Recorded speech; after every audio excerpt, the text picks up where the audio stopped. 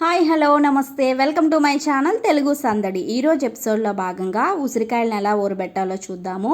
ఒక డబ్బాలోకి ఉప్పు, పసుపు ఇంకా ఎండుమిర్చి, ఉసిరికాయలు మునగటానికి సరిపడా వాటర్ని అయితే యాడ్ చేసి ఒకసారి కలుపుకొని ఉసిరికాయలని శుభ్రం చేసుకొని ఈ నీళ్ళలో అయితే యాడ్ చేసుకోవాలి. 3-4 రోజులైతే నిల్వ చేసుకొని ఈ నీళ్ళని అయితే పారబోసేయాలండి. ఎందుకంటే స్టార్టింగ్లో ఉసిరికుండా ఏదైతే ఘాటుదనం ఉంటుందో అదంతా అంటే పసరదనం ఉంటుంది కదా, అది పోతుంది.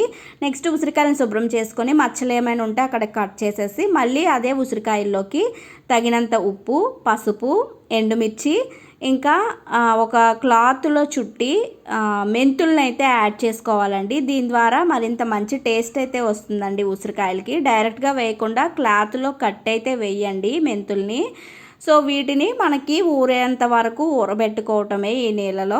ఉసిరికాయలో మనకి విటమిన్ సి ఉంటుంది. విటమిన్ సి అనేది వేడి చేస్తే నశిస్తుంది, కానీ ఇక్కడ మనం ఊరబెడుతున్నాం కాబట్టి కావాల్సినంత విటమిన్ సి అనేది ఉసిరికాయల్లో అంటే ఊరబెట్టిన ఉసిరిలో ఉంటుందన్నమాట. మీరు ట్రై చేయండి. Thank you so much for watching. నమస్తే.